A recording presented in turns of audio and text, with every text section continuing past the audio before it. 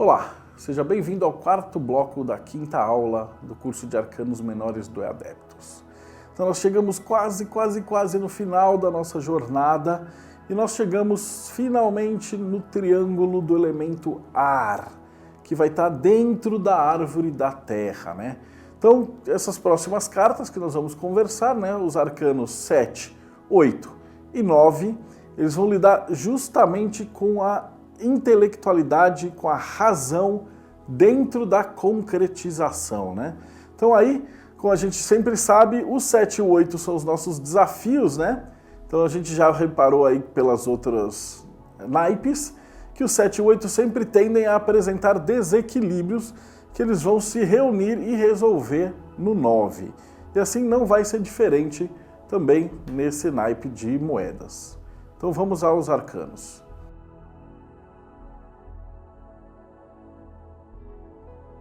O 7 de moedas, ele é um arcano que a gente chama assim, não é complicado, mas ele é um pouquinho insatisfatório, poderia dizer a palavra, né? A palavra-chave aí para o Rider-Waite é você não conseguirá aquilo que você quer, ou a colheita será insatisfatória. Essa energia, normalmente, ela trabalha com você vai ganhar menos do que você achou que ia ganhar. E nota como isso está diretamente ligado no nosso outro arcano, que trabalha muito com isso, que é o de taças, o 7 de taças, né? O pequeno Yin. Então quando a gente observa aí, o que acontece no 7 de taças? O cara fica olhando, e aí ele está olhando para as nuvens, e aí aparecem milhares de prêmios e milhares de bônus, e ele fica sonhando que ele vai ganhar toda aquela fortuna, mas ele nunca lê as letras pequenas. E aí a hora que o trabalho realmente chega, você vê que você entrou numa barca furada. E aí o resultado é o 7 de moedas, que é a concretização daquela frustração das expectativas. Então o que a gente observa aí? Vamos começar do começo, né? Qual é o nome hermético desse arcano? Ar de terra, regido por Netzah. Então nós temos aí o intelecto, as paixões e fantasias e a concretização. Então você imaginou muito e o resultado não era tudo aquilo que lhe foi prometido lá atrás. Então daí que você tem essa ideia. Então nota que nós temos Netzah, ele está conectado o quê? Roda da fortuna, a morte, a torre, a estrela e a lua. Só que como nós já estamos ali no elemento terra mais próximo, ele está focado naquele elemento da lua e a torre. Então você vai ter aquela ilusão da estrela de achar que vai dar tudo certo, e a hora que realmente esse arcano descarrega no mundo de Asiá, nós temos aí a frustração da lua, de você achar uma coisa e o brilho da lua não é bem da lua, e as coisas não são tudo aquilo que você queria. Não é necessariamente uma carta que seja ruim, né? Vamos supor que você está esperando ganhar 100 mil reais e aí você ganha só 80 mil reais. Obviamente é muito bom, mas como eu falei, o tarô ele é uma coisa justa. Então, se a energia é aquela, você está com uma expectativa, ela não será atingida. E aí, quanto dessa expectativa que vai ser atingida ou não vai ser determinado pelo arcano maior que tiver junto. Se tiver um arcano maior muito bom, a leitura dessa carta pode ser, você vai conseguir o que você quer, mas não tudo o que você quer. Se for muito ruim, você vai saber que você não tentou chegar nem perto do que você estava esperando. Então, essa carta, para o Rider-Waite, ela representa que sim, é um sucesso, existe uma colheita, mas essa colheita vai ser insuficiente. Dá uma olhada nessa imagem dele para você ver. Então tem aí um figurinha, o cara acabou de plantar e tal, e a hora que ele colheu, ele está vendo ali aquelas moedas que brotaram da terra, ali naquela árvore, e ele está vendo que as moedas não vai dar para todo mundo. Então ele está colhendo ali um resultado de um trabalho que foi feito com muita paixão, muita fantasia e pouco pé no chão. No Crowley ele também coloca de uma maneira mais brusca, então lembra que para o Crowley não tem meia foda. Então ou você faz as coisas direito ou o Crowley fica #chateado com você. Então não é a mesma coisa. Então nós vamos observar que ele coloca aí as moedas naquela disposição do Rubels. Então quem aí conhece, já fez o curso de geomancia, vai ver que essa é o que trata de perdas e trata assim, a taça voltada de cabeça para baixo. Então o sangue esvaindo, né? Você vai ver aí no desenho, tá tudo preto, com penas de corvo e fazendo aí uma figura geomântica da perda. Que é para avisar que é o seguinte, se você é mago e você quer tanto, o seu resultado é sucesso. Qualquer coisa diferente de exatamente aquilo que você quer, o Crowley considera como sendo fracasso. Então não tem desculpa, não tem mimimi e não tem quase. Ou você faz, ou você não faz. E no mitológico a gente vai ver que é aquela versão profana, porque normalmente os profanos estão sempre recebendo menos do que eles são contratados, ou fazendo mais coisa do que eles deviam, ou sendo sobrecarregados com coisas, ou simplesmente explorados, né? Então nessa visão nós encontramos nosso amigo picareta Dédalus, no momento em que ele vai se encontrar, ou a rainha vai se encontrar com ele. Então lembrando do que eu estava falando, a rainha já está na maldição de Afrodite, ela está apaixonada pelo nosso amigo touro branco que Poseidon mandou. E esse é aquele momento onde ela ameaça dedurá-lo para o marido e tal, se ele não construir uma vaca mecânica para ela entrar dentro e o boizinho poder montar em cima dela. E é exatamente isso que você está pensando. Isso é tão engraçado que olha a cara de não acredito no que eu estou escutando desse filho da puta.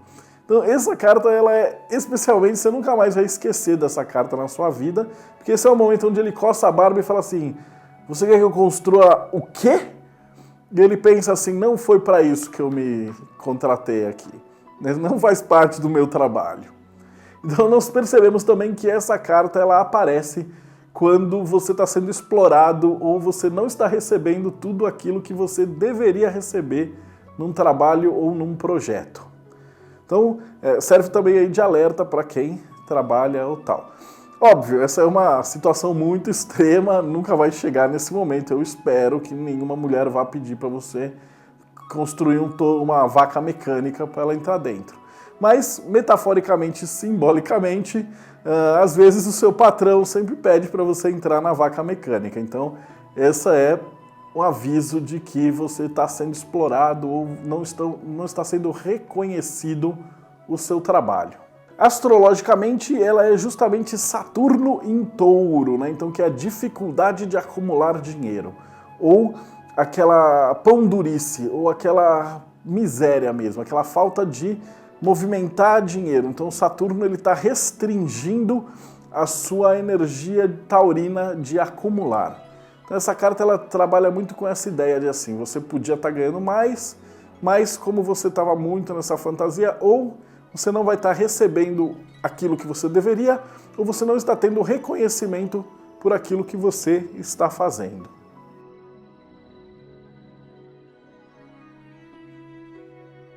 Já o 8 de moedas, ele trabalha com as formigas, daquela lenda da cigarra e das formigas. Então a gente vai entender essa carta como sendo o ar da terra regido por Rod, né? Então temos aí 2 ar e uma terra. Então 2 razões, 2 perícias trabalhando em cima do mundo material. O que significa o quê? Faz uma ode para todos aqueles deuses artesões. Então ele avisa para você. Lembra de todos os 8 que são um aviso, né? Para você prestar atenção nos sinais, para você sair em busca do Graal, para você estar sempre prevenido.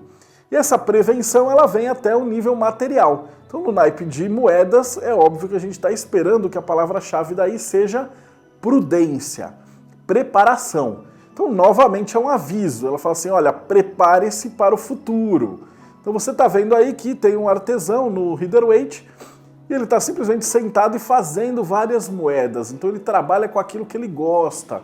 Ele já está se preparando, fazendo um estoque, porque ele sabe que no futuro vai ter muitos pedidos. Então ele está sendo prudente, ele está avaliando os riscos, ele está vendo o que precisa, ele está lá trabalhando com dedicação em cima daquilo para ele se preparar para o inverno que vai vir depois. Então todo mundo conhece a lenda da cigarra e da formiga.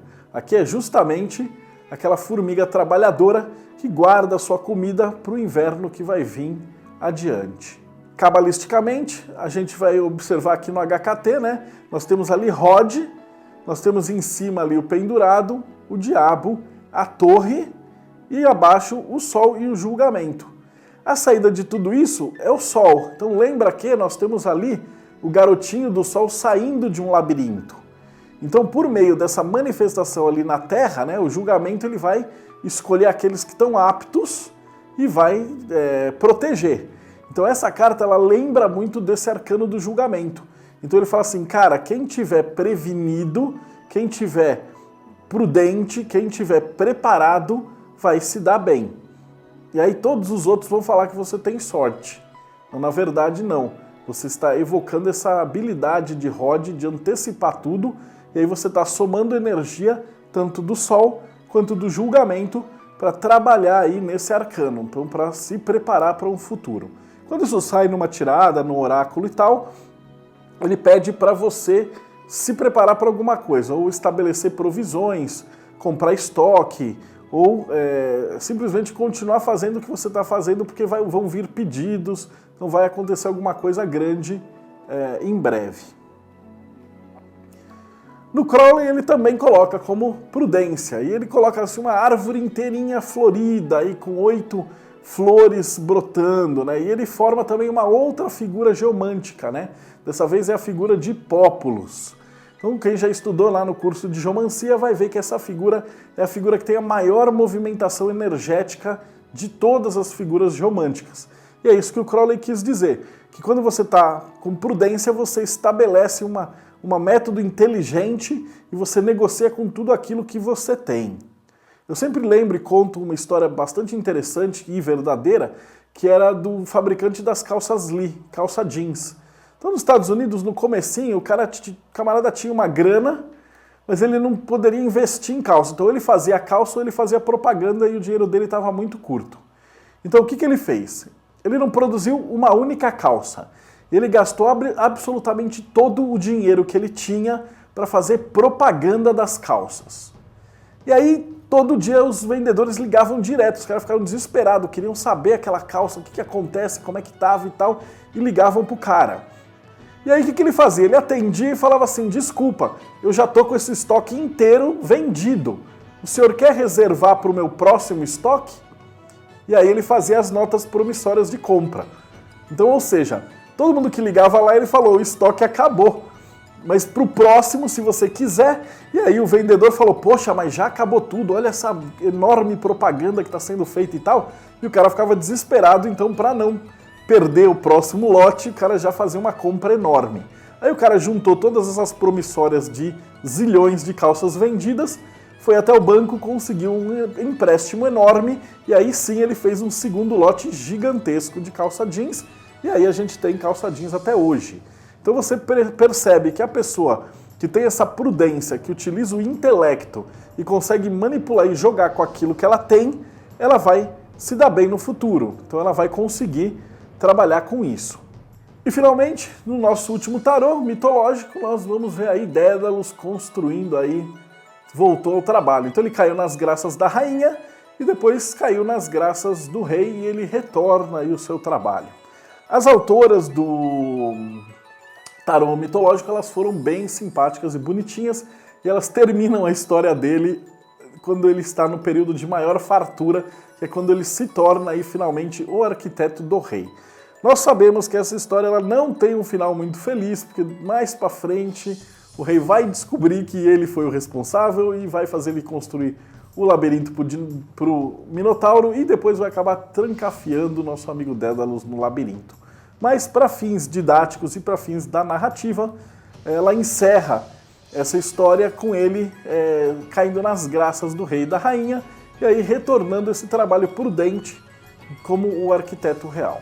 Astrologicamente, nós temos a energia do Sol em Virgem, que é o virginiano, né? O virginiano trabalha, é sério, programa e busca sempre a perfeição.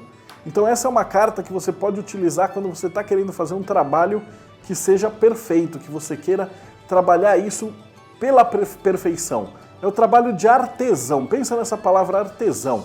O camarada que senta, faz uma joia, faz ali os brincos, faz aí uma estátua, ele pinta, é o fruto do trabalho intelectual dele na matéria, né? Aí Rod, ar e terra.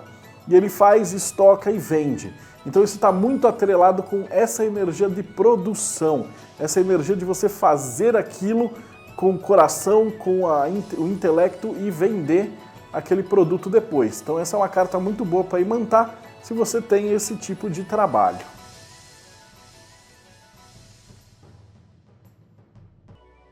E finalmente, quando você equilibra aquilo tudo, nós descarregamos no 9, né, que é a grande gestora, né, Yesod. Então, 9 de moedas, nessa altura do campeonato, você já deve ter imaginado qual é o nome hermético dessa carta, né? Então, ar de terra, regido por Yesod. Ou seja, nós temos aí o intelecto, a razão agindo na concretização, sendo regido pelo ventre, pela mãe, pela fábrica.